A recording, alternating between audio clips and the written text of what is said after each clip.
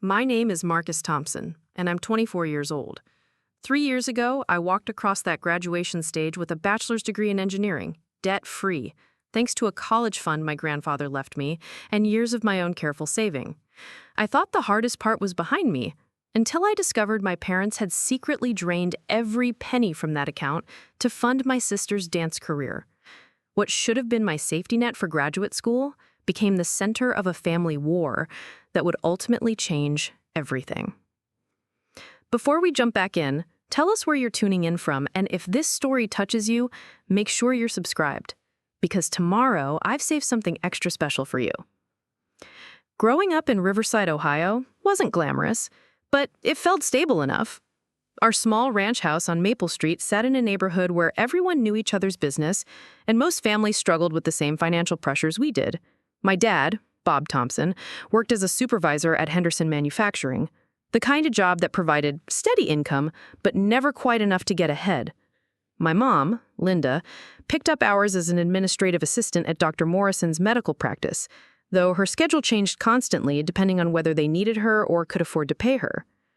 Our family dynamic revolved around one central truth that everyone understood, but nobody spoke aloud. Destiny was special, and I was practical. My sister, 8 years younger than me, discovered dance when she was 5 years old, and from that moment forward, she became the sun around which our entire household orbited. She had natural talent, the kind that made teachers stop mid-sentence when she moved across the studio floor. Her grace was undeniable, her dedication inspiring, and her potential seemingly limitless. I was good at math, decent at fixing things, and reliable in the way that background furniture is reliable. The difference in how our parents treated us wasn't subtle. Destiny's bedroom walls were covered with competition ribbons, photographs from recitals, and magazine cutouts of professional dancers she admired. My room contained hand-me-down furniture and textbooks I'd bought secondhand. When Destiny needed new point shoes at $60 a pair every few months, Mom would drive to 3 different stores to find them. When I needed graphing calculators for advanced math classes, I was told to check if the library had any to borrow. Family conversations centered around Destiny's progress, her upcoming competitions, and her dreams of someday attending a prestigious dance conservatory. Her natural ability combined with intensive training created a trajectory that everyone in our family believed would lead to professional success. The investment made sense to them. Pour resources into the child with exceptional talent, and someday that investment would pay dividends. I learned early that questioning this logic or expressing my own ambitions was seen as selfishness. When I was 14, something happened that would completely reshape my understanding of family and money. My grandfather, my dad's father, passed away after a brief illness. Grandpa Joe had been a practical man who worked as an electrician for 40 years and lived modestly in the same small house he'd bought in 1960. He saved every penny he could and invested carefully in simple index funds, never spending money on anything he considered frivolous. The reading of his will revealed something that surprised everyone. He had accumulated nearly $80,000 in savings and investments. The bulk of his estate went to my dad, but Grandpa Joe had specifically set aside $20,000 for my college education. The money went into a special account with both my parents' names and mine on it, with clear instructions that it was to be used only for my higher education expenses. My parents' reaction to this inheritance was complex. They seemed genuinely pleased that I would have educational opportunities they couldn't provide, but there was also an undertone of resentment. Why hadn't Grandpa Joe considered Destiny's future? Why put money aside for regular college when dance conservatory was so much more expensive? These questions were never asked directly, but they hung in the air during family discussions about the inheritance. I threw myself into academics with renewed purpose. Knowing that college was financially possible gave me motivation I'd never experienced before. I joined the math team, took every advanced placement course our high school offered, and started researching engineering programs at universities across Ohio. Preparing and narrating this story took us a lot of time, so if you are enjoying it, subscribe to our channel. It means a lot to us. Now back to the story. My guidance counselor, Mrs. Peterson, encouraged me to aim high, pointing out that my grades and test scores could potentially earn scholarship money to supplement Grandpa Joe's gift. At 16, I started working at Murphy's hardware store after school and on weekends. Mr. Murphy was a patient teacher who showed me how to cut keys, mix paint, and help customers solve basic home repair problems. The work was satisfying in a way that surprised me. There was something deeply appealing about identifying problems and finding practical solutions. More importantly, the job provided my first taste of financial independence. Every paycheck from Murphy's went straight into my college fund. My parents didn't ask me to contribute to household expenses the way they had when my older cousins lived with us briefly. Instead, they seemed proud that I was, quote, taking responsibility for my future. What they didn't realize was that I was also learning to manage money, track expenses, and think strategically about financial goals.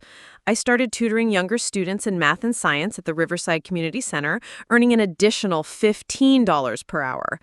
The work was rewarding beyond the money. Helping other kids understand concepts that came naturally to me gave me confidence in my own abilities. Between Murphy's hardware and tutoring, I was earning nearly $400 per month, all of which went directly into the college account. By my senior year of high school, the college fund had grown to nearly $28,000. Combined with the academic scholarships I'd earned, I would be able to attend Ohio State University without taking on any student debt. The sense of security this provided was incredible. For the first time in my life, I felt like I had control over my own future. Destiny, meanwhile, was thriving in her dance career. She'd been accepted into an elite youth company that required intensive training 6 days a week. The costs were staggering. Monthly tuition, specialized shoes and costumes, travel expenses for competitions, and private coaching sessions. My parents mortgaged our house to cover these expenses, justifying the decision by pointing to the potential scholarships and career opportunities that lay ahead. The disparity in our situations created tension that everyone tried to ignore. I was working 25 hours per week while maintaining a 3.9 GPA, living on a strict budget that allowed for few extras. Destiny's schedule was equally demanding, but her path was funded entirely by our parents' sacrifices and increasing debt. She never questioned where the money came from, and our parents never explained the financial pressure they were under. During my freshman year at Ohio State, I maintained the same work ethic that had gotten me there. I found a work-study position at the campus library, added weekend shifts at a local bookstore, and continued tutoring through an online platform. The money I earned supplemented my college fund, allowing me to pay for textbooks, lab fees, and other expenses without touching the principal amount Grandpa Joe had left me. My engineering courses were challenging, but exactly what I'd hoped for.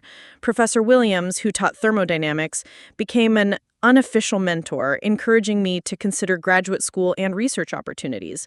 The possibility of earning a master's degree began to take shape in my mind, though I knew it would require careful financial planning and possibly student loans. Living in the dorms freshman year gave me perspective on how other families approached college expenses. My roommate Jake's parents had started a 529 education savings plan when he was born, contributing steadily for 18 years. Another friend received monthly spending money from home and never worried about textbook costs or meal plans. These conversations made me appreciate Grandpa Joe's foresight while also highlighting how unusual my family's financial priorities were. During winter break of my sophomore year, I came home to find our house in subtle disarray. Bills were stacked on the kitchen counter in a way I'd never seen before, and my parents seemed more stressed than usual. Destiny had been accepted into a summer intensive program in New York that cost $8,000, plus living expenses and travel. The opportunity was incredible. Several graduates of the program had gone on to join professional companies or attend top conservatories. My parents had already committed to the program before fully understanding the costs. They'd assumed financial aid would be available, but learned too late that these intensive programs typically required full payment up front. The conversation around our dinner table was tense, with various family members suggesting ways to cover the shortfall.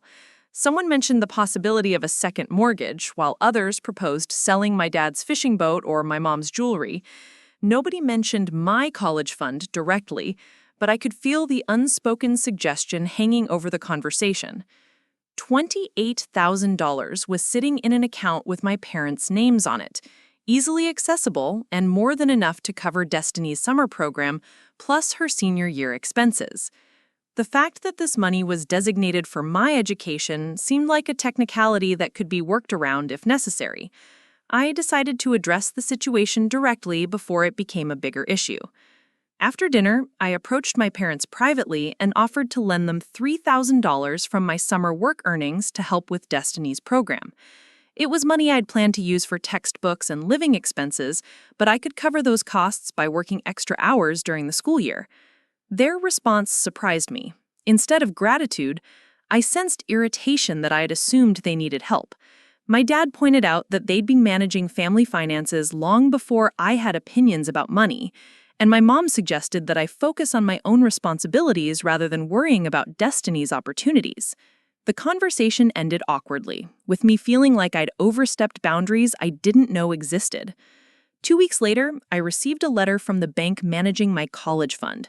There had been a withdrawal of $12,000, authorized by both account holders. My parents had accessed the money without consulting me or even mentioning their intention to do so. When I called home to ask about it, my dad's explanation was matter-of-fact. Destiny's summer program was a once-in-a-lifetime opportunity, and the money would be paid back before I needed it for graduate school. The violation felt profound, but I struggled to articulate why. Technically, my parents had legal access to the account, and they'd left enough money to cover my remaining undergraduate expenses. Destiny's program was genuinely important for her career development, and they'd framed the withdrawal as a temporary loan rather than a permanent transfer. Yet something fundamental had shifted in our relationship, and I couldn't shake the feeling that my trust had been broken. I spent the rest of sophomore year working extra hours to rebuild my savings, determined to become financially independent as quickly as possible. The money my parents had borrowed was never mentioned again, and no payments were made toward returning it. By junior year, it became clear that the $12,000 was gone permanently, though no one acknowledged this reality. Destiny's summer intensive program was transformative for her career. She returned home with new skills, professional connections, and, most importantly, an invitation to audition for Juilliard's School of Dance program.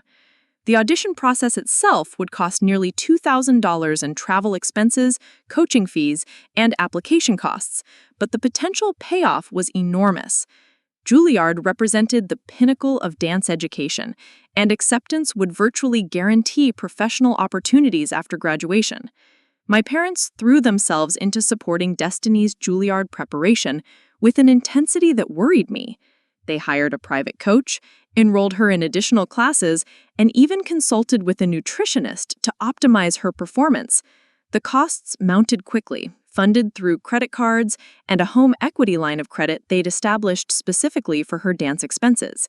When Destiny's acceptance letter arrived in March of my junior year, our house erupted in celebration. She'd been admitted to one of the most competitive programs in the country, validation of years of hard work and sacrifice. The euphoria lasted exactly until the financial aid package arrived, 2 weeks later. Juilliard had offered Destiny a partial scholarship covering roughly 30% of her costs, leaving $45,000 per year that would need to come from other sources. The family meeting that followed was unlike anything I'd experienced before.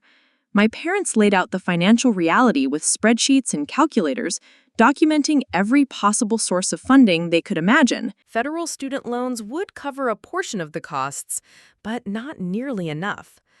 Private loans were available, but carried interest rates that made repayment questionable. Work-study programs existed, but wouldn't provide sufficient income to make a meaningful dent in the expenses. As the conversation continued, attention gradually turned toward my college fund. The remaining $16,000 represented the largest pool of available money in our family's financial universe. Combined with the money they'd already borrowed, my entire college inheritance could cover Destiny's first year at Juilliard with some left over for living expenses. This time, the request was direct. My parents explained that Destiny's opportunity was time-sensitive and irreplaceable, while my graduate school plans were more flexible and could be delayed if necessary. They pointed out that I was already well-positioned to find employment with my engineering degree, while Destiny's career depended entirely on the training and connections that Juilliard would provide. The logic seemed sound, even as it felt fundamentally wrong. I asked for time to think about it, which seemed to surprise everyone. In their minds, family members supported each other's dreams without hesitation, especially when one person's opportunity was so clearly superior to another's. My reluctance to immediately agree was interpreted as selfishness, and the remainder of the evening was spent in uncomfortable silence. Over the following days, I researched graduate school funding options and tried to calculate whether giving up my college fund would completely derail my own educational plans. Graduate assistantships were available but competitive, and student loans for advanced degrees carried higher interest rates than undergraduate borrowing. Most concerning was the realization that I would have no financial safety net if unexpected expenses arose or if my career plans changed. When I finally told my parents that I couldn't give up my college fund, the reaction was swift and harsh. My mother accused me of jealousy, suggesting that I'd never been able to handle Destiny's success and was now using money as a weapon to hurt her. My dad was more direct, pointing out that family loyalty meant putting others' needs ahead of your own selfish desires. The argument escalated quickly, with accusations and resentments that had been building for years, finally spilling into the open. I was called ungrateful for not appreciating the opportunities my parents had provided, selfish for prioritizing my future over my sister's, and short-sighted for not understanding the long-term benefits of Destiny's success. In response, I pointed out the years of unequal treatment, the way my achievements had been minimized, and the fact that my college fund represented my grandfather's specific wishes for my education. The conversation ended with my dad delivering an ultimatum. Either I would voluntarily transfer the remaining funds to support Destiny's education, or they would withdraw the money themselves and I could figure out my own path forward. Since their names were still on the account, they had legal authority to access the funds regardless of my preferences. I left home that night feeling more alone than I'd ever experienced. The drive back to campus gave me 4 hours to process what had just happened and consider my options. By the time I reached my apartment, I'd made a decision that would have seemed impossible just days earlier. I was going to legally separate my finances from my parents and fight for control of my grandfather's gift. The next morning, I walked into the Office of Student Legal Services and explained my situation to a young attorney named James Mitchell. He listened carefully as I described the college fund, my grandfather's intentions, and my parents' threats to access the money against my wishes. His initial assessment was straightforward. While my parents currently have legal access to the account, my grandfather's will might provide grounds for challenging their authority to use the funds for purposes other than my education. Attorney Mitchell requested copies of my grandfather's will, bank statements showing the fund's history, and documentation of any communications about the money's intended purpose. He explained that family financial disputes were complicated, but the specific language in my grandfather's will about educational expenses might give us leverage to protect the remaining funds. The legal process moved slowly, requiring court filings and formal notifications to my parents about my challenge to their access to the account. During this time, communication with my family ceased entirely. My mom stopped calling, my dad ignored my texts, and even Destiny seemed blaming me for creating obstacles to her dreams. The isolation was painful, but I couldn't shake the feeling that I was fighting for something larger than just money. 3 weeks into the legal proceedings, I received an unexpected call from Sarah Rodriguez, the director of the Future Leaders Merit Scholarship Program at Ohio State. She explained that my name had been submitted for consideration for a prestigious award that provided $40,000 for graduate study, along with research opportunities and professional mentorship. The nomination had come from Professor Williams, who'd been impressed by my academic performance and work ethic. The scholarship application process was extensive, requiring essays about overcoming adversity, letters of recommendation, and a detailed proposal for graduate research. As I worked on the application, I found myself writing about the lessons I'd learned from my grandfather, about the value of education, the importance of financial responsibility, and the courage required to stand up for your principles, even when it meant disappointing people you loved. The scholarship interview took place on a cold February morning in the university's administration building. The committee consisted of faculty members, alumni, and community leaders who asked thoughtful questions about my academic goals, research interests, and leadership potential. When they asked about challenges I'd overcome, I spoke honestly about the family financial crisis and my decision to protect my education fund despite significant pressure to use it for other purposes. One committee member, a successful alumna who'd built a career in environmental engineering, seemed particularly interested in my story. She asked follow-up questions about how I'd learned to manage money, what my grandfather had taught me about financial responsibility, and how these experiences had shaped my approach to problem solving. The conversation felt more like mentorship than evaluation, and I left the interview feeling energized about my future, regardless of the scholarship outcome. 6 weeks later, the call came. I'd been selected as the recipient of the Future Leaders Merit Scholarship, a 4-year award that would cover my entire graduate program, plus provide a generous stipend for living expenses. Sarah Rodriguez explained that the committee had been impressed not just by my academic record, but by the maturity and integrity I demonstrated in handling family pressure while staying focused on my educational goals.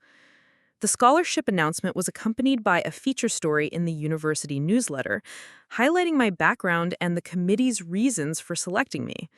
The article mentioned my grandfather's influence on my educational values and my commitment to pursuing graduate study despite financial obstacles. Reading about my story in print felt surreal, but also validating in a way I hadn't expected. With the scholarship secured, the pressure to surrender my college fund evaporated. I could pursue my master's degree without any financial support from my family, and the remaining $16,000 in my grandfather's account could serve as an emergency fund or eventually help with a down payment on a house. The legal challenge to my parents' access succeeded, with the court ruling that my grandfather's specific intentions for the money took precedence over their parental authority. The resolution of the financial crisis didn't immediately heal the rift in our family relationships. My parents struggled to understand how I'd been able to secure such substantial scholarship funding, and there seemed to be resentment that my selfish decision to protect my college fund had ultimately worked out in my favor. Destiny's acceptance to Juilliard remained unchanged, but my parents had to explore other funding options, including additional loans and payment plans. Gradually, communication resumed between my family and me, though the dynamic had shifted permanently.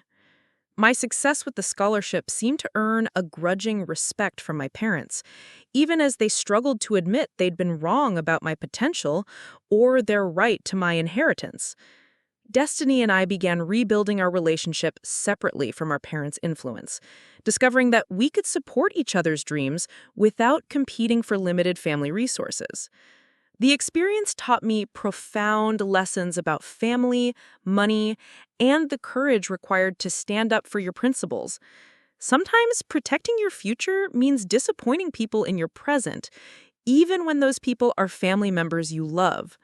Sometimes the path forward requires legal action, difficult conversations, and temporary isolation from the people whose approval you've always sought. Looking back now, I realize that my grandfather's $20,000 gift was about much more than college tuition. It was about teaching me to value education, plan for the future, and stand up for my beliefs, even when doing so came at a personal cost. The scholarship that followed was validation not just of my academic abilities, but of the character lessons he'd tried to instill through his example. What would you do if your family demanded you sacrifice your future for someone else's dreams? How do you balance loyalty to family with responsibility to yourself? I'd love to hear your thoughts in the comments below, and if this story resonated with you, please like and share it with others who might need to hear that protecting your future isn't selfish, it's necessary. The foundation of our family's dysfunction wasn't immediately obvious to outsiders looking in. To neighbors on Maple Street, the Thompsons appeared to be a hard-working, middle-class family navigating the same challenges as everyone else in Riverside. Our modest ranch house with its faded blue shutters and overgrown hedge looked exactly like the dozen other homes on our block. Dad's pickup truck in the driveway and Mom's 10-year-old sedan parked on the street suggested financial stability without excess, the kind of careful budgeting that characterized most families in our neighborhood. Inside our home, however, money conversations followed predictable patterns that revealed deeper truths about our family's priorities and values. Every discussion about expenses, every decision about purchases, and every plan for the future filtered through one central question. How does this affect Destiny's dance career? The question was rarely stated explicitly, but it governed our household's financial decision-making with the force of natural law. Our living room contained physical evidence of this prioritization that anyone could observe but few people questioned. The mantelpiece displayed dozens of Destiny's competition trophies in gleaming rows, arranged chronologically to show her progression from local contests to regional championships. The wall behind our couch featured professionally framed photographs from her most significant performances, each image capturing moments of artistic grace that justified the family's investment in her future. My academic achievements, by contrast, were represented by a single frame containing my high school diploma, tucked into a corner where it wouldn't interfere with the dance shrine. The financial architecture of our household reflected these priorities in ways that became more apparent as I grew older and began understanding money. Destiny's dance expenses were treated as non-negotiable necessities, equivalent to mortgage payments or utility bills. When her dance studio raised tuition prices, my parents adjusted other areas of the budget to accommodate the increase without question.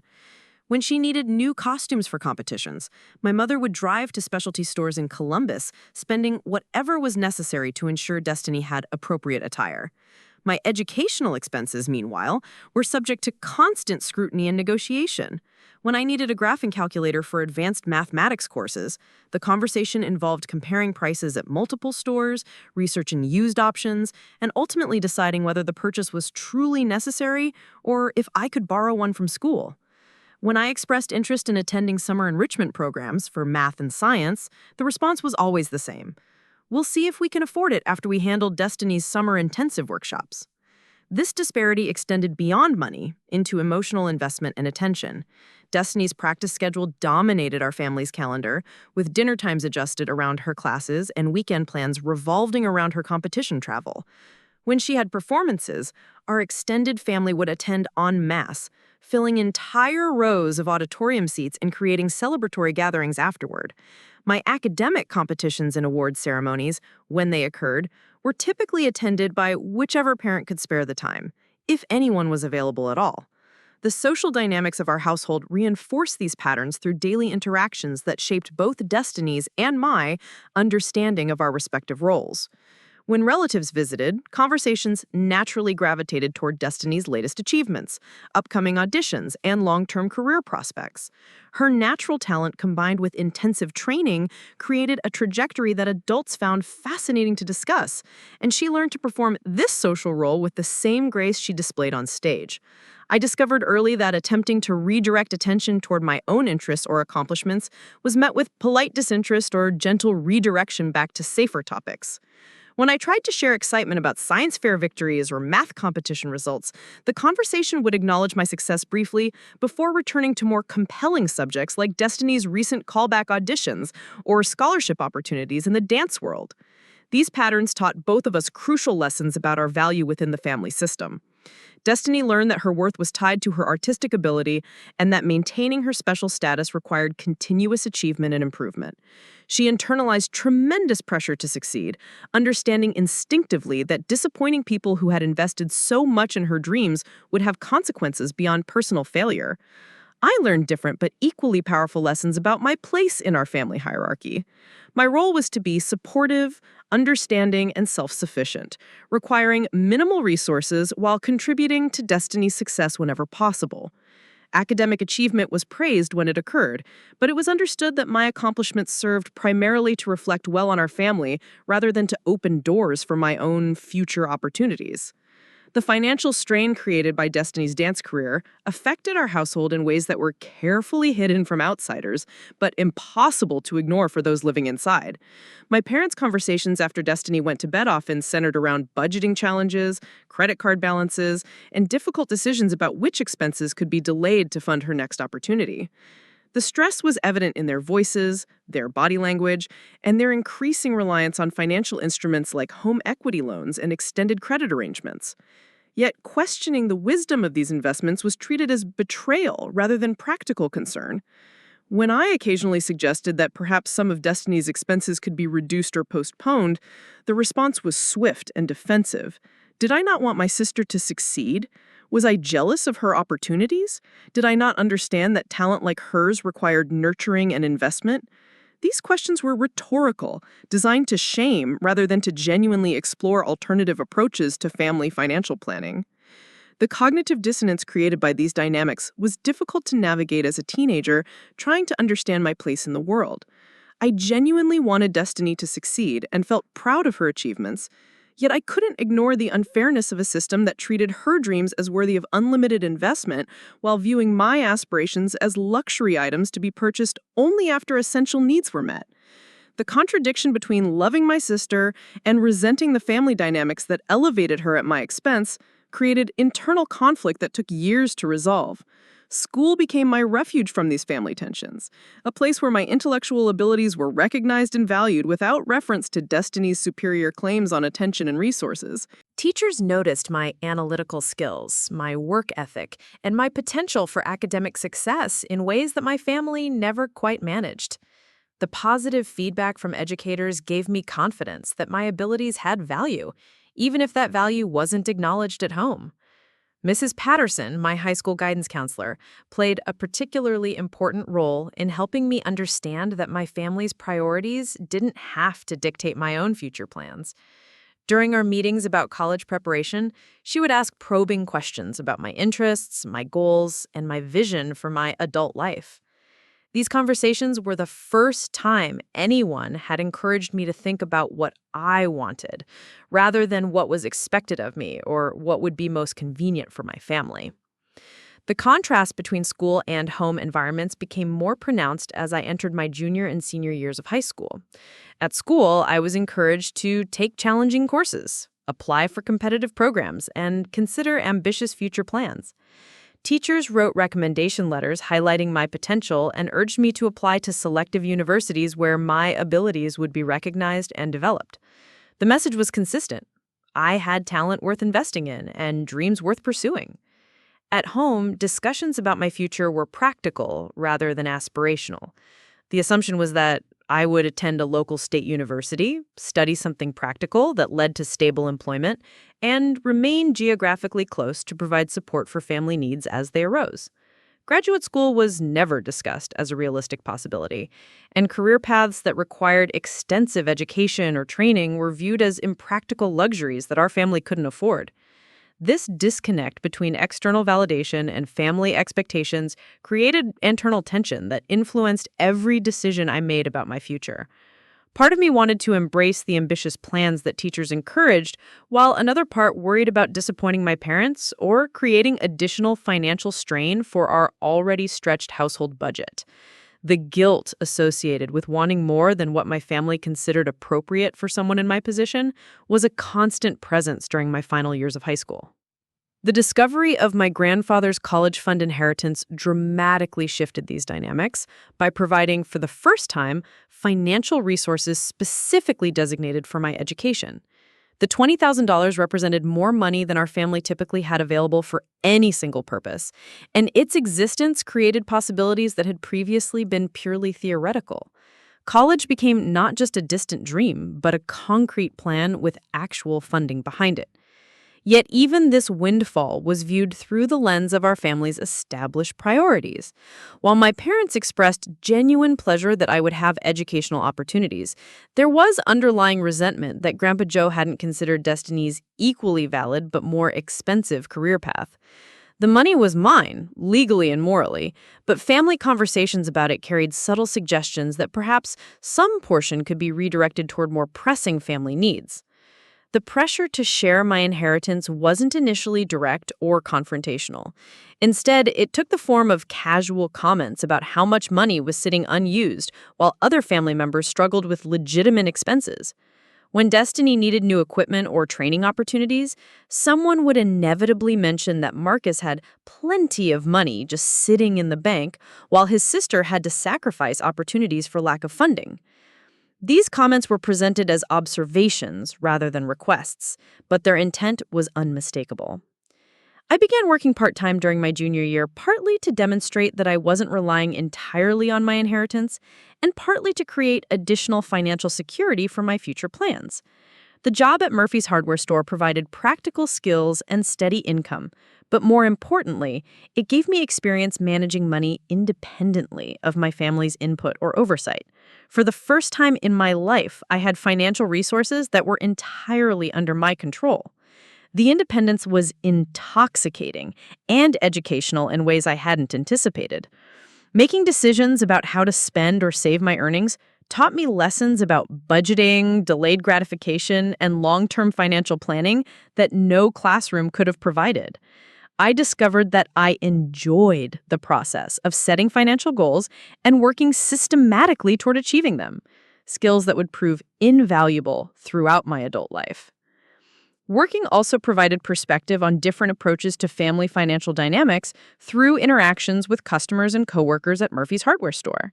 Many of the families I encountered seemed to operate on fundamentally different principles than ours, with parents who prioritized all their children's education equally or who made financial sacrifices to ensure every family member had opportunities to pursue their interests.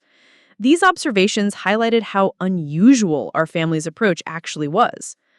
Mr. Murphy himself became an inadvertent mentor during this period, offering practical advice about money management and career planning that contrasted sharply with the messages I received at home. He had built his business slowly over decades, reinvesting profits to expand inventory and improve facilities, rather than seeking immediate gratification or quick returns. His approach to long-term thinking and careful planning resonated with my own instincts about financial responsibility.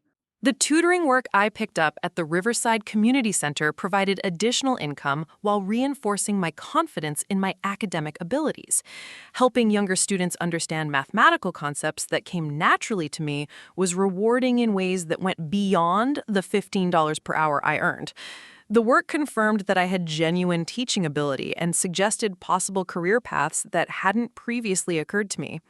More importantly, the tutoring experience gave me regular interaction with other families and their approaches to education and achievement.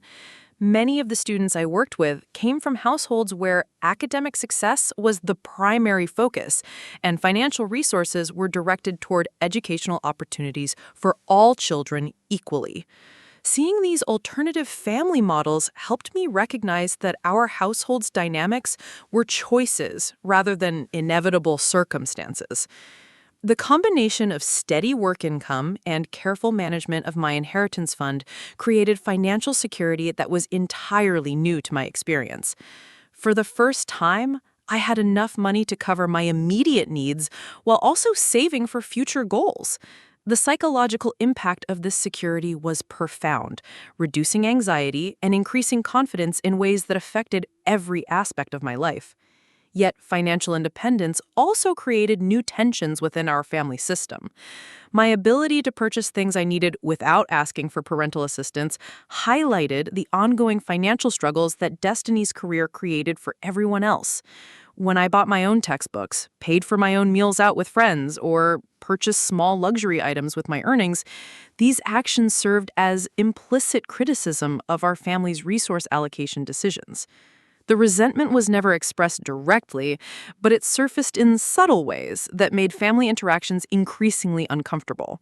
Comments about my spending habits, suggestions that I was becoming selfish or materialistic, and implications that I was showing off my financial independence all served to discourage me from enjoying the fruits of my own labor. The message was clear.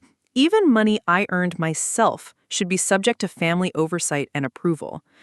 These dynamics intensified as Destiny's career reached new levels of success and expense during my senior year of high school. Her acceptance into elite training programs created opportunities that required increasingly substantial financial investments, stretching our family's resources to their absolute limits. The contrast between my growing financial stability and our household's mounting debt created an uncomfortable tension that everyone could feel, but no one wanted to acknowledge directly. The unspoken expectation that I should contribute my college fund to help with Destiny's expenses grew stronger as these financial pressures mounted. Family conversations increasingly included references to the money just sitting in my account, while other family members struggled with legitimate needs. The guilt associated with maintaining boundaries around my inheritance became a constant presence in our household. By the time I graduated from high school and prepared to leave for Ohio State University, our family's financial and emotional dynamics had been fundamentally altered by the combination of Destiny's escalating career costs and my growing independence. The stage was set for conflicts that would ultimately force everyone to confront the unsustainable nature of our established patterns and the real cost of treating one child's dreams as more valuable than another's future security. Freshman year at Ohio State University felt like stepping into an entirely different universe where my academic abilities were not only recognized, but actively cultivated by professors who seemed genuinely invested in my success. The engineering program was demanding in ways that high school had never prepared me for, requiring levels of mathematical reasoning and problem solving that pushed my capabilities to their limits. Yet, for the first time in my educational experience, struggling with difficult material was met with support and encouragement rather than suggestions that I should lower my expectations or choose more practical goals. Professor Williams, who taught my introductory thermodynamics course, noticed my analytical approach to complex problems during office hours and began assigning me additional challenges that went beyond the standard curriculum. These supplementary projects weren't busy work or punishment for asking too many questions, but genuine opportunities to explore engineering concepts at a deeper level. The recognition felt revolutionary after years of having my intellectual curiosity treated as an inconvenient distraction from more important family priorities. The validation extended beyond individual professors to the broader academic community at the university. When I joined the Engineering Honor Society during my second semester, the membership coordinator mentioned that my application essay about overcoming financial obstacles to pursue education had impressed the selection committee. The idea that my family background could be viewed as evidence of character and determination rather than something to be ashamed of was profoundly liberating. Living in the dormitories provided daily exposure to different family approaches to college funding and educational priorities that highlighted how unusual my situation actually was. My roommate Jake received monthly care packages from home filled with snacks, school supplies, and encouraging notes from parents who seemed to view supporting his education as their primary responsibility. When he struggled with difficult courses, his parents hired tutors without question. When he needed expensive textbooks, the money appeared in his account within hours of his request. Other students on our floor described family traditions around academic achievement that were completely foreign to my experience. These conversations forced me to confront the reality that my family's approach to educational investment was not just unusual, but actively harmful to my development. While other parents were encouraging their children to take intellectual risks, pursue challenging opportunities, and view education as inherently valuable, mine had consistently communicated that my academic pursuits were secondary considerations that deserved support only after more important family needs were addressed. The contrast became even more stark during family weekend when parents arrived on campus to visit their students and participate in university activities. Jake's parents spent the entire weekend asking detailed questions about his courses, meeting his professors, and expressing genuine pride in his academic progress. They took him shopping for additional school supplies, bought him a better desk lamp for studying, and left behind enough meal money to last several weeks.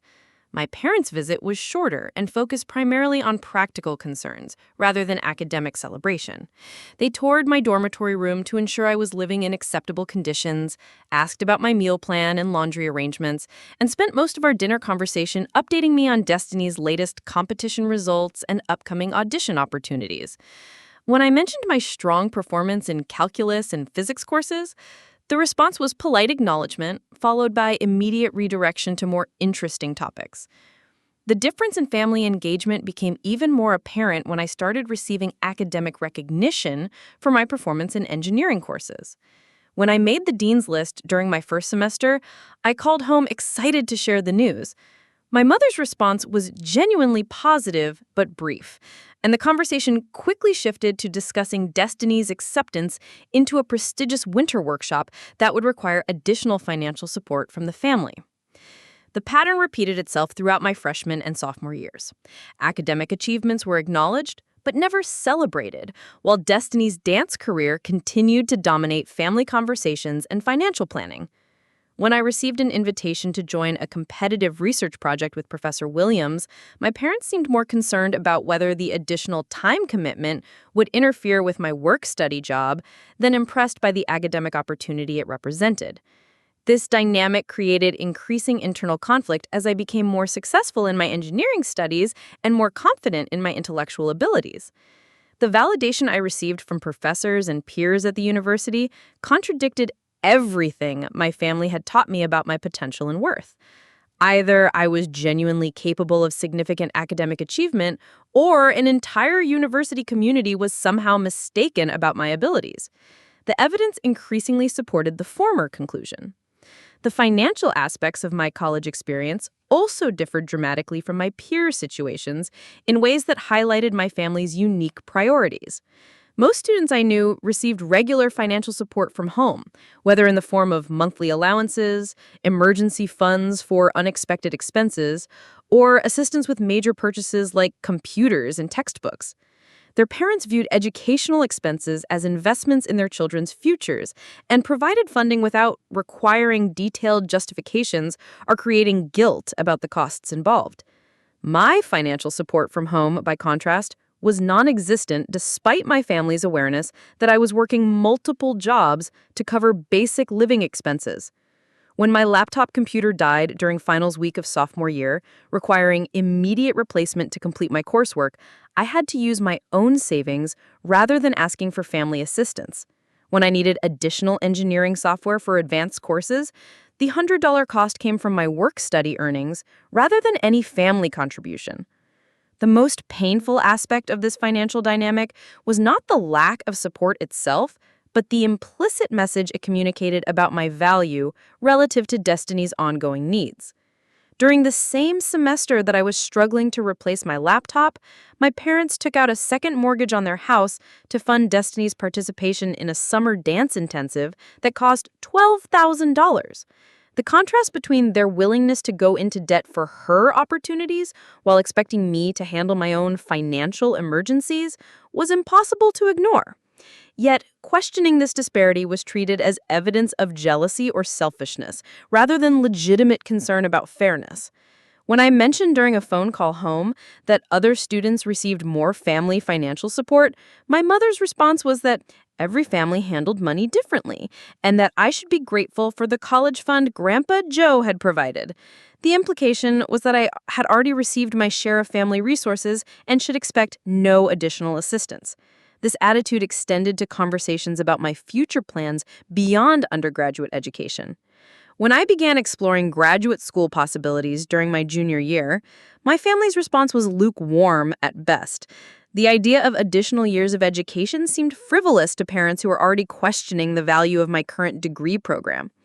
Graduate school meant more time before I could begin earning a full salary and contributing to family financial stability, making it an expensive luxury rather than a worthwhile investment.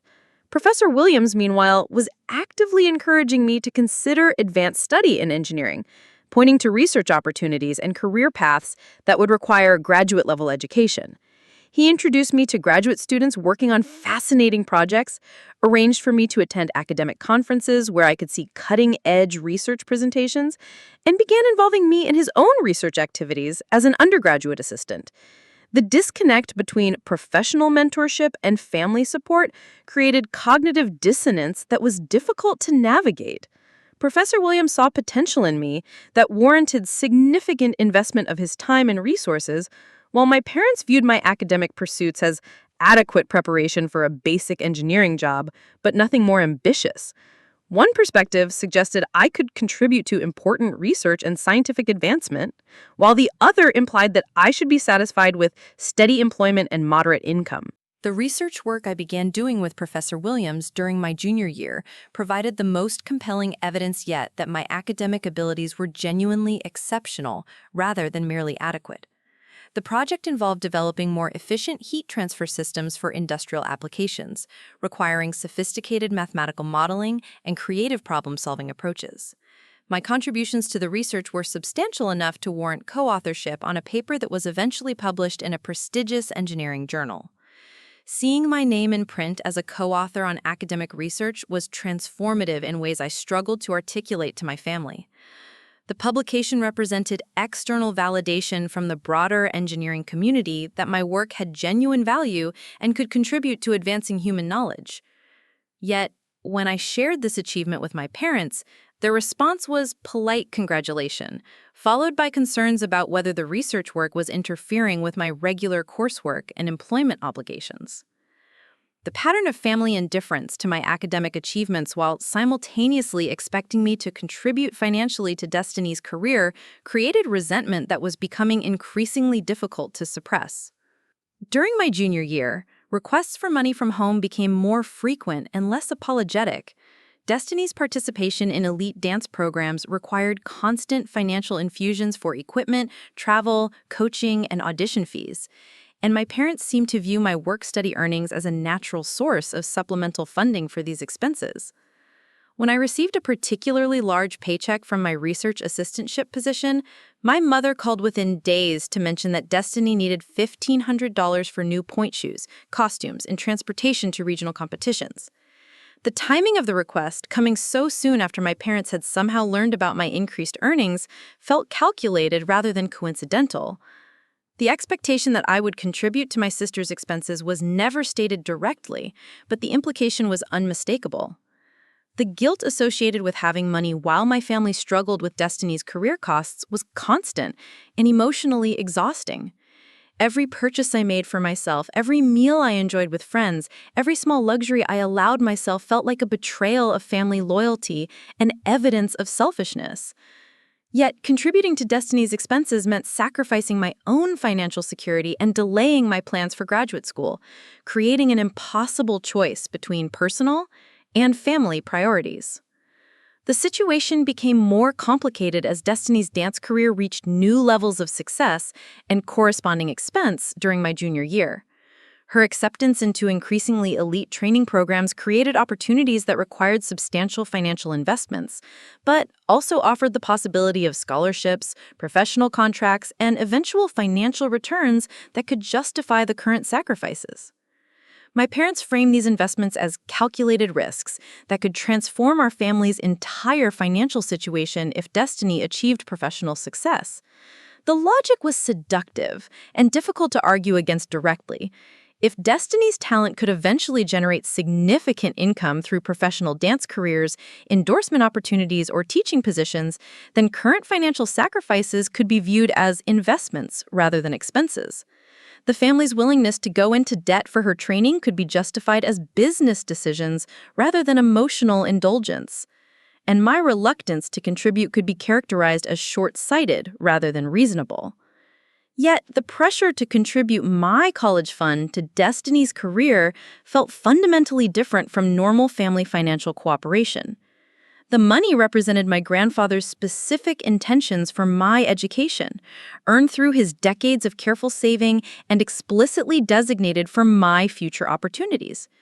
Using it to fund my sister's dance training, regardless of her talent or potential, seemed like a violation of his trust and a betrayal of his values about education and financial responsibility. The internal conflict created by these competing loyalties became more intense as my junior year progressed, and my parents' hints about accessing my college fund became increasingly direct. Family phone calls began including specific mentions of the money sitting unused in my account, while Destiny faced career-limiting financial obstacles. The suggestion was always that I could afford to be generous given my comfortable financial position, and that family loyalty required putting Destiny's immediate needs ahead of my own future plans.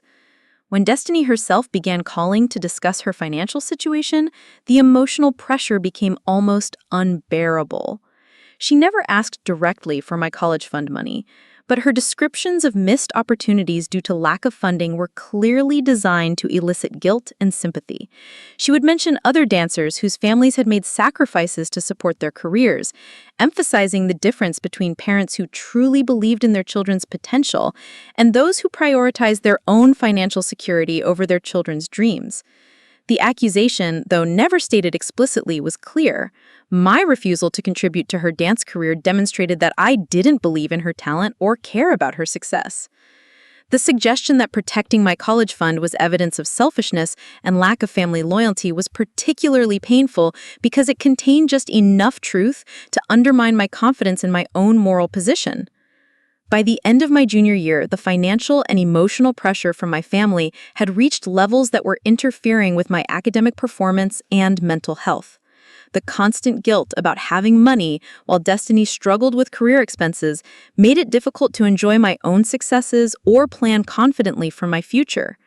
The suggestion that I was obliged to sacrifice my educational goals for my sister's dance career felt increasingly urgent as her opportunities became more time-sensitive and expensive. The stage was set for a confrontation that would force everyone in our family to address the fundamental unfairness of our financial dynamics and the real cost of treating one child's dreams as more valuable than another's future security. The resolution of this conflict would ultimately determine not just whether I could pursue graduate education, but whether our family relationships could survive the honest examination of our competing priorities and conflicting values about education, money, and mutual obligation. The call came on a Tuesday evening in March while I was reviewing thermodynamics equations in the campus library. Destiny's voice was shaking with excitement and terror as she delivered news that would reshape our family's entire future. She had been accepted to Juilliard School of Dance, one of the most prestigious and competitive performing arts institutions in the world. The acceptance represented validation of years of sacrifice, training, and unwavering belief in her exceptional talent. But it also came with a financial reality that threatened to destroy everything our family had worked toward. The initial celebration lasted exactly 48 hours, until the financial aid package arrived and revealed the true cost of Destiny's dream. Juilliard had offered her a partial merit scholarship covering approximately 30% of total expenses, leaving an annual shortfall of $45,000 for tuition, room, board, and associated costs. Over 4 years, the family would need to produce nearly $200,000 to fund her education, an amount that exceeded our household's total income for multiple years combined. My parents called an emergency family meeting for that weekend, requesting that I drive home from Columbus to participate in what they described as crucial financial planning for Destiny's future. The tone of the conversation was different from typical family discussions about money, carrying an urgency and desperation that reflected the magnitude of the decision facing us. This wasn't about finding money for new dance shoes or competition travel. This was about determining whether Destiny could accept the opportunity of a lifetime or watch it disappear due to insufficient resources. The dining room table was covered with spreadsheets, loan applications, and financial documents when I arrived home that Saturday morning. My parents had clearly spent considerable time researching every possible funding option, from federal student loans to private educational financing to work-study programs. The calculations were sobering. Even with maximum borrowing and Destiny working part-time throughout her education, the family would still need to contribute over $30,000 annually to make Juilliard financially feasible. The presentation my parents had prepared was thorough and emotionally compelling, designed to demonstrate both the incredible nature of Destiny's opportunity and the impossibility of funding it through conventional means. They had researched the career trajectories of Juilliard graduates, documenting the professional opportunities available to alumni and the potential financial returns on investment in elite dance education. The statistics were impressive. Graduates consistently found employment with major dance companies, secured teaching positions at prestigious institutions, and commanded higher salaries than dancers trained at less competitive programs. Yet the immediate financial reality remained unchanged, regardless of long-term career prospects. The family needed to produce substantial cash resources within months to secure Destiny's enrollment, and our household's current financial situation made such resources impossible to generate through normal income or reasonable borrowing. Every traditional funding mechanism had been explored and found inadequate for bridging the gap between available resources and required expenses.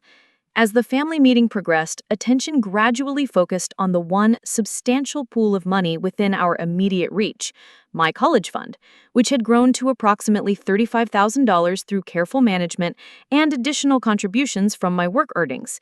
The money represented the largest single financial resource available to our family, and its potential contribution to Destiny's first-year expenses would significantly reduce the immediate funding crisis while buying time to secure additional resources for subsequent years.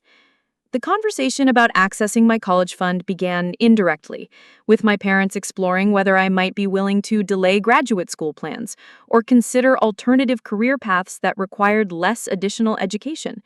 They pointed out that my engineering degree would qualify me for well-paying employment immediately after graduation, making additional schooling a luxury rather than a necessity. The implication was that my educational goals were flexible and could be adjusted to accommodate family needs, while Destiny's acceptance to Juilliard represented a time-sensitive opportunity that could never be replicated. When I expressed reluctance to abandon graduate school plans, the conversation became more direct about financial expectations and family obligations. My father explained that successful families required all members to make sacrifices for each other's benefit, and that my college fund represented resources that could transform Destiny's entire life trajectory. He emphasized that the money would eventually be repaid once Destiny's career generated income, making my contribution a temporary loan rather than a permanent sacrifice. My mother's approach was more emotional, focusing on the bond between siblings and the importance of supporting each other during crucial life moments. She reminded me of times when Destiny had celebrated my academic achievements and emphasized how devastated my sister would be if financial constraints prevented her from accepting Juilliard's offer. The suggestion was that refusing to help would constitute a betrayal of family loyalty and evidence that I cared more about money than about Destiny's happiness and success. The pressure was intense and multifaceted, combining logical arguments about financial necessity with emotional appeals about family unity and moral obligations. My parents presented the situation as a temporary sacrifice that would ultimately benefit everyone involved, while my refusal to contribute would doom Destiny's career path and create permanent resentment within our family relationships. The choice was framed as being between supporting my sister's once-in-a-lifetime opportunity or selfishly prioritizing my own less urgent educational plans. Yet something fundamental had shifted in my understanding of family dynamics and personal boundaries during my years at university. The external validation I had received from professors, research supervisors, and academic peers had given me confidence that my own goals and abilities deserved respect and investment. The recognition that my intellectual potential was genuinely exceptional rather than merely adequate made it impossible to accept my family's characterization of my future plans as luxury items that could be sacrificed for more important priorities. When I attempted to explain my perspective about the importance of my own educational goals, the response was swift and dismissive. My parents pointed out that I had already received substantial educational investment through my grandfather's college fund and 4 years of university study, while Destiny's career required additional support to reach its full potential. They suggested that my reluctance to share resources demonstrated selfishness and an inability to think beyond my immediate interests. The conversation became increasingly heated as I tried to articulate why protecting my college fund felt necessary for my own future security and development. I explained my graduate school plans, the research opportunities available to me, and the potential career paths that required advanced education. Yet every argument I made was countered with references to Destiny's superior talent, the time sensitivity of her opportunity, and the family's obligation to support the member with the greatest potential for exceptional achievement. The meeting ended without resolution, but with a clear ultimatum. I had 1 week to decide whether to voluntarily contribute my college fund to Destiny's education or force the family to explore more drastic measures for accessing the money. The threat was not explicitly stated, but the implication was unmistakable. Since my parents' names remained on the college fund account, they retained legal authority to withdraw the money, regardless of my preferences or objections. The following week was among the most difficult of my life, filled with sleepless nights, anxiety attacks, and a growing sense of isolation from the people I had always counted on for emotional support. The weight of the decision felt crushing, not just because of the immediate financial implications, but because of what it represented about my worth within our family system and my right to pursue my own dreams and aspirations. I spent hours researching graduate school funding options, trying to determine whether my educational goals could survive the loss of my college fund. Graduate assistantships were available, but competitive, and student loans for advanced degrees carried higher interest rates and more restrictive terms than undergraduate borrowing. The financial security that my grandfather's gift had provided would be gone permanently, leaving me vulnerable to any unexpected expenses or changes in my career trajectory. More troubling than the financial implications was the emotional realization that my family viewed my dreams as expendable, while treating Destiny's aspirations as sacred obligations requiring unlimited sacrifice. The message was clear. Despite my academic achievements, research contributions, and demonstrated potential, my future remained less valuable than my sister's. And my role in the family was to provide resources rather than to receive investment and support. The decision to protect my college fund ultimately came down to a fundamental question about self-worth and personal boundaries. Either I had the right to pursue my own educational goals and career aspirations, or my role in the family was to serve as a financial resource for other people's dreams. Either my grandfather's gift meant what it said about investing in my education, or family needs could override any individual's designated resources, regardless of the donor's explicit intentions. When I called my parents to inform them of my decision to keep the college fund intact for graduate school, the reaction was immediate and devastating. My mother accused me of destroying Destiny's future out of jealousy and selfishness, while my father declared that I had revealed my true character and chosen money over family loyalty. The conversation quickly escalated into accusations and recriminations that exposed years of suppressed resentment about our family's financial priorities and resource allocation decisions. Within days of my refusal to voluntarily contribute the money, I received a phone call from the bank managing my college fund account. My parents had attempted to withdraw the entire balance, but the bank had placed a hold on the transaction pending verification of the withdrawal's legitimacy. The account officer explained that given the substantial amount involved and the educational restrictions my grandfather had placed on the funds, they wanted to ensure that all account holders understood and approved of the intended use for the money. The realization that my parents had actually attempted to take my college fund without my consent felt like a profound betrayal that went beyond mere financial disagreement.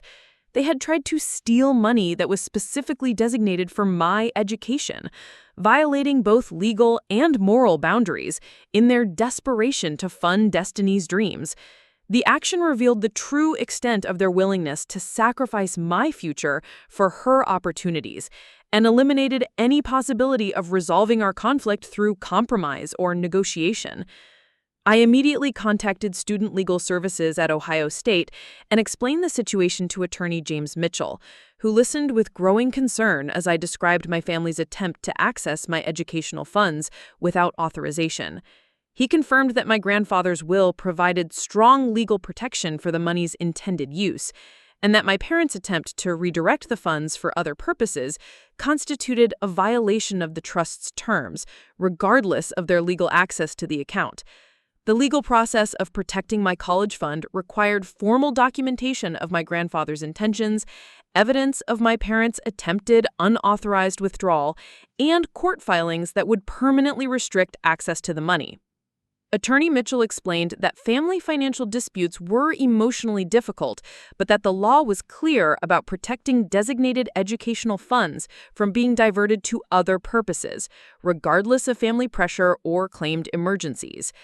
While the legal proceedings moved forward, I found myself completely estranged from my family for the first time in my life.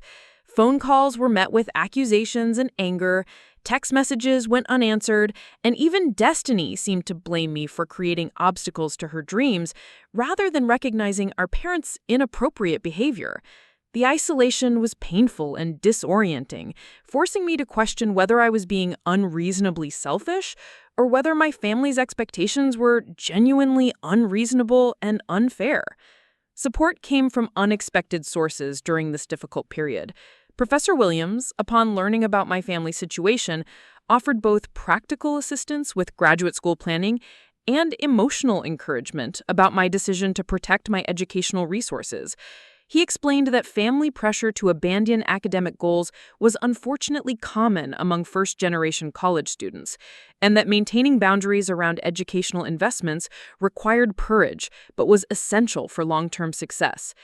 My roommate Jake and other friends provided emotional support and perspective about normal family relationships, helping me recognize that parents typically supported their children's educational goals, rather than viewing them as competition for limited resources. Their descriptions of family dynamics where all children received equal investment and encouragement highlighted how dysfunctional my own family's approach had become over the years. 3 months after the legal proceedings began, I received a phone call that would completely transform my understanding of the situation and my future possibilities. Sarah Rodriguez, the director of the Future Leaders Merit Scholarship Program at Ohio State, informed me that I had been selected for a prestigious award that would cover my entire graduate education, plus provide a substantial living stipend for research and professional development activities. The selection process had been rigorous, involving academic performance evaluation, research potential assessment, and personal interviews designed to identify students with exceptional leadership potential and demonstrated resilience in overcoming obstacles. My application essays about family financial challenges and my commitment to pursuing education despite opposition had particularly impressed the selection committee, who viewed my situation as evidence of character and determination rather than a source of shame or embarrassment. Sarah explained that the scholarship program specifically sought students who had demonstrated the ability to succeed despite limited family support, believing that such individuals would ultimately contribute more to society than those who had received extensive advantages throughout their lives. My decision to protect my educational resources despite significant family pressure was viewed as evidence of the kind of integrity and long-term thinking that the program wanted to support and develop. The financial impact of the scholarship was transformative, providing not just tuition coverage, but also research funding, conference travel support, and professional development opportunities that would enhance my career prospects far beyond what I could have achieved through traditional graduate funding. The recognition represented validation from the broader academic community that my goals were worthwhile and that my potential justified substantial investment and support. More importantly, the scholarship's success provided external confirmation that my decision to protect my college fund had been correct, both practically and morally. The selection committee had explicitly praised my commitment to educational goals despite family opposition, suggesting that maintaining boundaries around my grandfather's gift demonstrated strength of character rather than selfishness or disloyalty. The news of my scholarship award created complex reactions within my family relationships. My parents seemed simultaneously proud of my achievement and resentful that my selfishness had ultimately been rewarded rather than punished. The recognition forced them to confront the possibility that their characterization of my educational goals as luxury items might have been incorrect, and that my potential might actually justify the kind of investment they had always reserved for Destiny's career. Destiny herself seemed relieved that my success had removed her from the center of our family's financial crisis, while also validating my right to pursue my own dreams. She had never been comfortable with the pressure to sacrifice my educational goals for her dance career, and my scholarship award allowed her to pursue Juilliard through alternative funding mechanisms without carrying guilt about the cost to my future. The resolution of our family's financial crisis came gradually through a combination of additional scholarship awards for Destiny, extended payment plans with Juilliard, and increased loan financing that my parents ultimately secured through their own resources. The process required significant financial sacrifice and creative problem-solving, but it achieved the goal of funding Destiny's education without requiring me to abandon my own academic aspirations. The experience taught me profound lessons about family dynamics, personal boundaries, and the courage required to protect your own future even when doing so disappoints people you love. Sometimes standing up for your dreams means accepting temporary estrangement from family members who cannot understand or support your choices. Sometimes protecting your resources means being called selfish by people who want to use those resources for their own priorities. Sometimes doing the right thing requires legal action and formal boundary enforcement rather than informal negotiation and compromise. My relationship with my family eventually healed, though the dynamic shifted permanently toward greater equality and mutual respect. My parents gradually acknowledged that their attempt to redirect my college fund had been inappropriate, and they began treating my educational achievements with the same pride and investment they had always shown for Destiny's dance career. The crisis forced everyone to confront the unsustainable nature of our established patterns and to develop healthier approaches to supporting all family members' dreams and aspirations. Looking back now, I recognize that my grandfather's $20,000 gift was about much more than college tuition or graduate school funding. It was about teaching me to value education, plan for the future, and maintain boundaries around resources that are specifically designated for particular purposes. The money gave me not just financial security, but also the confidence to believe that my dreams deserved protection and investment, even when family pressures suggested otherwise. The scholarship that followed was validation not just of my academic abilities, but of the character lessons my grandfather had tried to instill through his example of careful saving, long-term planning, and commitment to educational values. The recognition confirmed that protecting designated educational resources from family pressure was not selfishness, but wisdom, and that maintaining boundaries around your future goals requires courage, but ultimately enables you to contribute more to both your family and society. The experience changed my understanding of family obligations and personal responsibility in ways that continue to influence my decisions and relationships. True family support means encouraging each member to pursue their highest potential, rather than sacrificing one person's dreams to fund another's opportunities. Healthy families invest in all their children's futures, rather than designating some as resource providers and others as resource recipients. Real love means wanting the best for everyone involved, rather than demanding that some people sacrifice their aspirations for others' benefit. Today, I am pursuing my doctoral degree in engineering while conducting research that has potential applications for renewable energy development. The work is challenging and rewarding, providing opportunities to contribute to solving important global problems while building a career that reflects my interests and abilities. Destiny is thriving at Juilliard, developing her artistic talents while also learning about the business aspects of professional dance careers. Both of us are pursuing our dreams because we found ways to fund our education without requiring the other to sacrifice their future. The college fund that became the center of our family crisis ultimately served its intended purpose, providing me with educational opportunities that would have been impossible without my grandfather's foresight and generosity. But more importantly, it taught me that protecting your designated resources for their intended purposes is not selfish, but responsible, and that standing up for your own future goals is not betrayal, but self-respect. What would you do if your family demanded you sacrifice your future for someone else's dreams?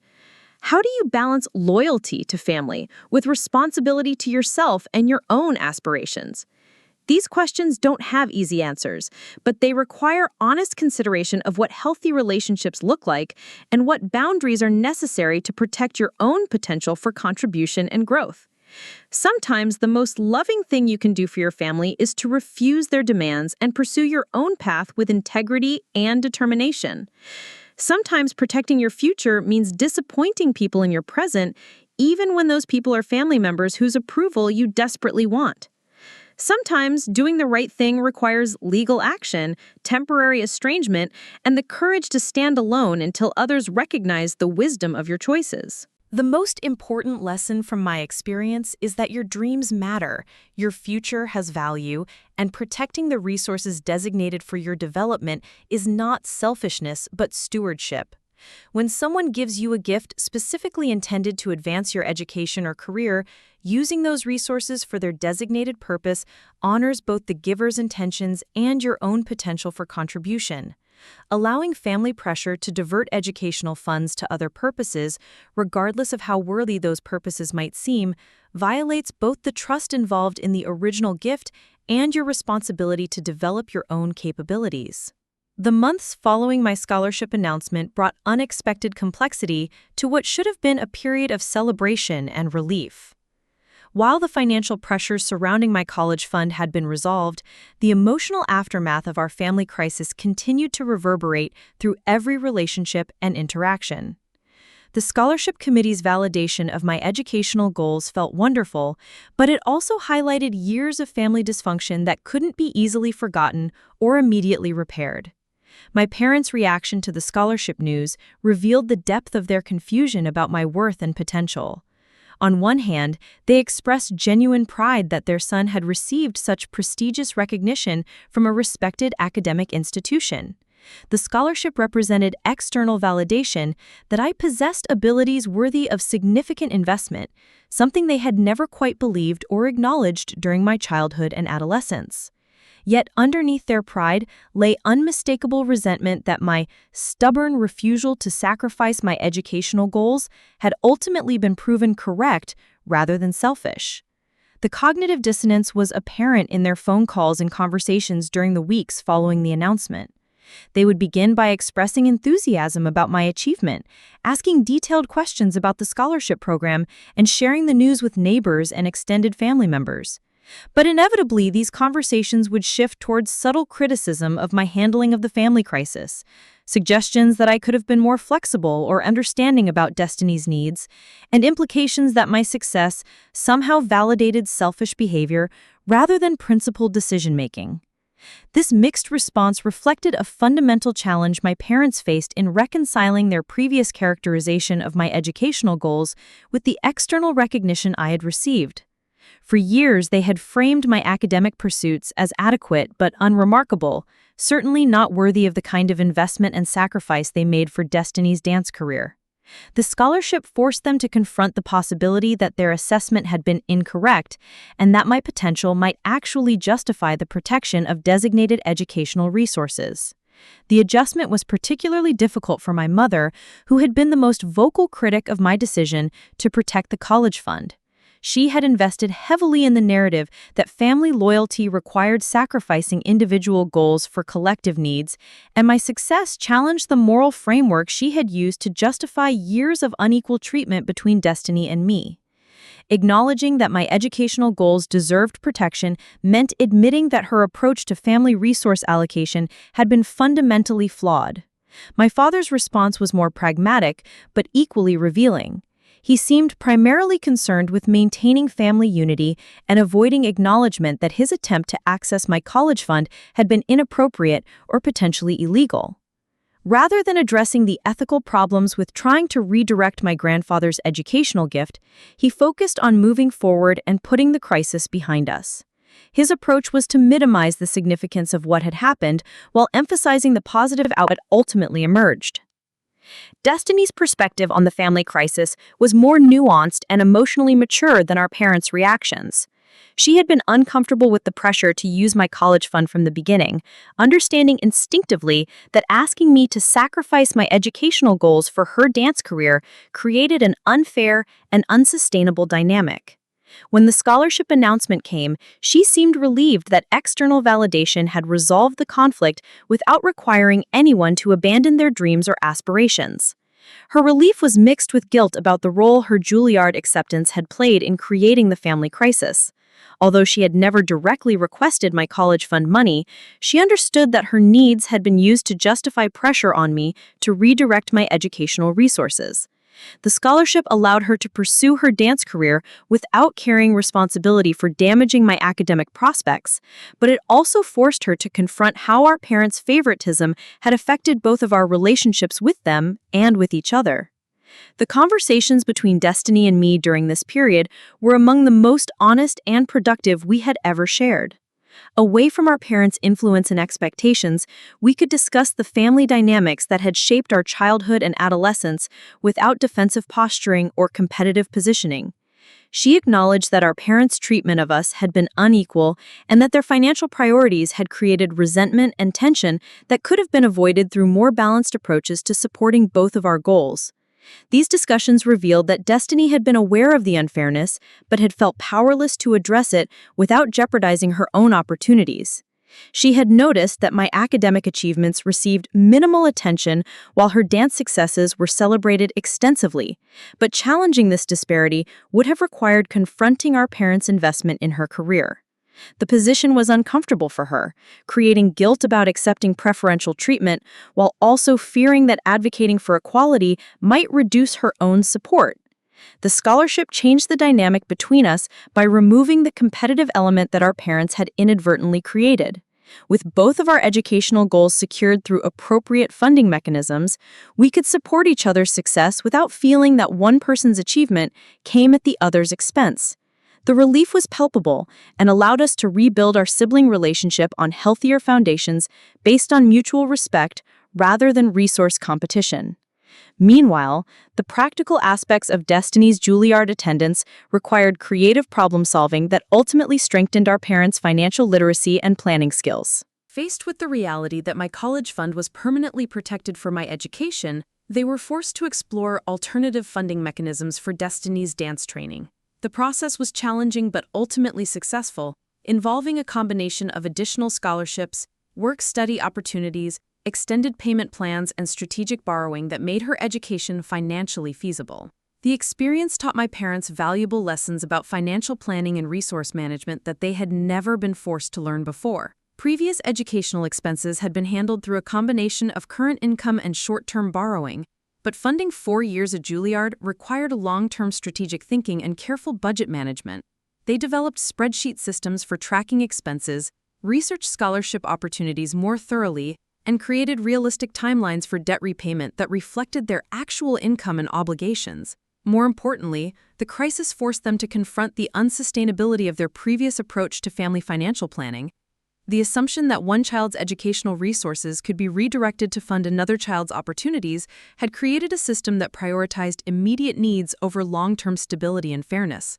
The scholarship resolution demonstrated that both children could achieve their educational goals through appropriate funding mechanisms without requiring sacrifice from each other.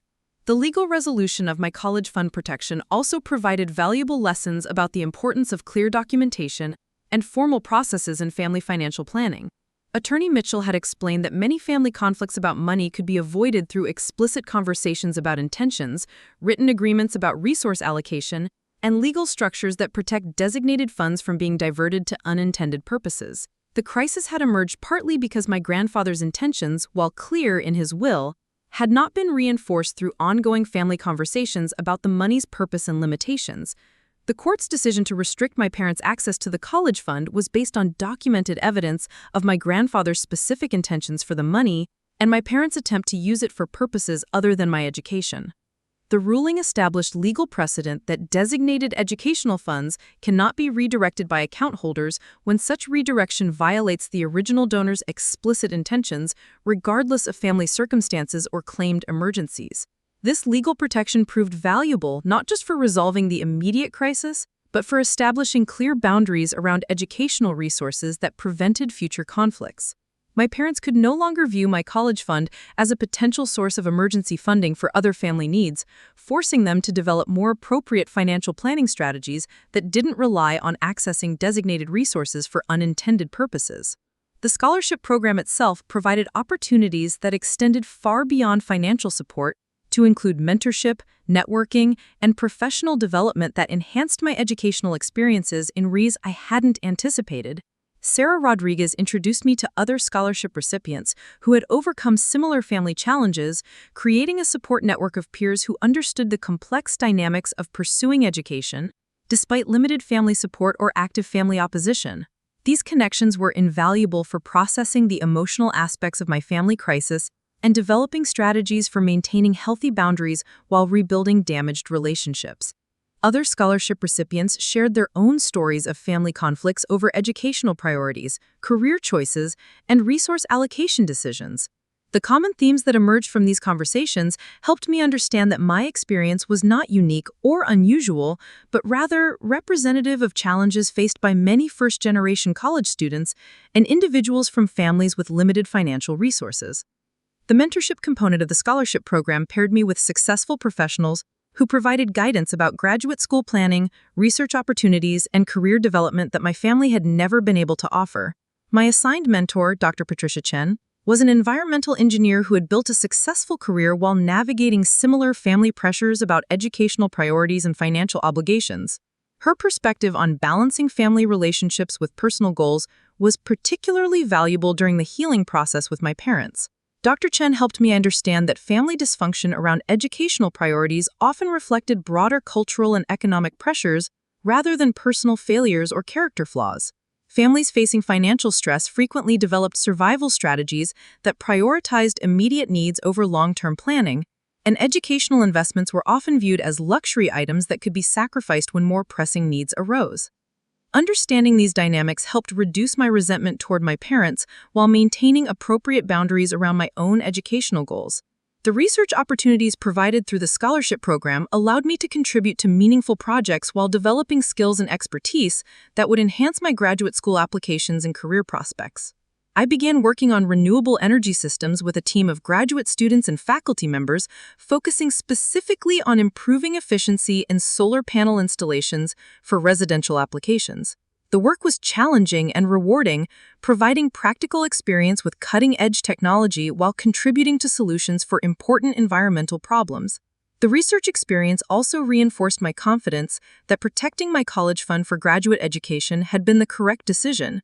The advanced training and specialized knowledge required for meaningful contribution to engineering research clearly justified the investment in graduate education that my college fund would support. The scholarship covered my immediate educational expenses, but the remaining money from my grandfather's gift would provide security and flexibility for pursuing additional opportunities like conference presentations, specialized training programs, and research equipment purchases. As my senior year progressed, the healing process with my family continued gradually through small gestures and incremental improvements in communication. My mother began asking more detailed questions about my research work and expressing genuine interest in my academic achievements. She started sharing news about my scholarship and academic success with relatives and neighbors, demonstrating pride that had been largely absent during my childhood and adolescence. My father's approach was more indirect but equally significant. He began including me in conversations about family financial planning and asking for my input on major decisions like refinancing their mortgage or planning for retirement savings. The consultation represented a shift toward viewing me as a responsible adult whose judgment had value, rather than someone whose priorities were consistently questionable or selfish. These changes didn't erase years of unequal treatment or immediately resolve all the resentment that had accumulated during my childhood, but they represented genuine efforts to rebuild our relationships on healthier foundations. The crisis had forced everyone to confront the dysfunctional aspects of our family dynamics, and the resolution had provided evidence that more balanced approaches to supporting all family members' goals were both possible and beneficial. The most significant long-term impact of the experience was my changed understanding of family loyalty and personal responsibility. I learned that genuine family support means encouraging each member to pursue their highest potential, rather than sacrificing some people's dreams to fund others' opportunities. Healthy families invest in all their children's futures, rather than designating some as resource providers and others as resource recipients. Real love means wanting the best for everyone involved, rather than demanding that some people abandon their aspirations for others' benefit. These lessons influenced every subsequent decision I made about family relationships, financial planning, and career development. I became more intentional about setting clear boundaries around my resources and goals, while remaining supportive of family members' legitimate needs and reasonable requests for assistance. The experience taught me to distinguish between healthy mutual support and exploitative relationship dynamics that disguise selfish demands as family obligations. The scholarship success also provided a model for how external validation can resolve family conflicts that seem intractable through internal negotiation. Sometimes the most effective way to protect your goals and resources is to seek recognition and support from institutions and individuals outside your family system. Academic institutions, professional organizations, and community groups often provide more objective assessment of potential and achievement than family members whose judgment may be clouded by emotional dynamics or financial pressures. As I prepared to graduate from Ohio State and begin my graduate studies, I reflected on how dramatically my life had changed since receiving my grandfather's college fund inheritance 6 years earlier. The money had provided not just educational opportunities, but also the foundation for developing independence, confidence, and clear thinking about personal goals and family relationships. Most importantly, it had taught me that protecting designated resources for their intended purposes is not selfishness, but stewardship of other people's generosity and investment in your future. Today, I am completing my doctoral dissertation on renewable energy efficiency while planning my transition to a research position with a major environmental engineering firm. The work is exactly what I had hoped to pursue when I first began protecting my college fund from family pressure. And the career trajectory validates every difficult decision I made about maintaining boundaries around my educational resources. Destiny is thriving in her 3rd year at Juilliard, developing her artistic abilities while also building practical skills for managing a professional dance career. Both of our successes were made possible by learning to pursue our goals through appropriate funding mechanisms, rather than requiring family members to sacrifice their own futures for each other's dreams. The experience taught our entire family valuable lessons about financial planning, resource allocation, and the difference between healthy support and dysfunctional obligation that continue to influence our relationships and decisions. The college fund that became the center of our family crisis ultimately served its intended purpose, exactly as my grandfather had envisioned, providing me with educational opportunities that would have been impossible without his foresight and generosity. But beyond the financial impact, his gift taught me essential lessons about the courage required to protect your designated resources, even when family pressure suggests otherwise, and the importance of maintaining boundaries around your future goals, regardless of temporary criticism or disappointment from people you love. Looking back, I understand that the crisis was necessary for our family's long-term health and functionality. The conflict forced us to confront dysfunctional patterns that had been developing for years, and the resolution established healthier dynamics that benefited everyone involved. Sometimes protecting your future requires disappointing people in your present, but the temporary pain of boundary enforcement is often the only path towards sustainable and equitable family relationships. The most important message from my experience is that your dreams matter, your designated educational resources deserve protection, and standing up for your goals is not betrayal, but responsibility to yourself and to the people who invested in your potential. When someone gives you a gift specifically intended to advance your education or career, using those resources for their designated purpose honors both the giver's intentions and your own obligation to develop your capabilities for contribution to society. Family pressure to abandon educational goals or redirect designated resources may feel overwhelming in the moment, but maintaining your boundaries and pursuing your legitimate aspirations ultimately serves everyone's best interests. Your success provides a model for other family members about the value of education and long-term planning, while your achievement of your goals enhances your ability to provide genuine support and assistance to family members when appropriate opportunities arise. Up next, you've got 2 more standout stories right on your screen. If this one hit the mark, you won't want to pass these up. Just click and check them out.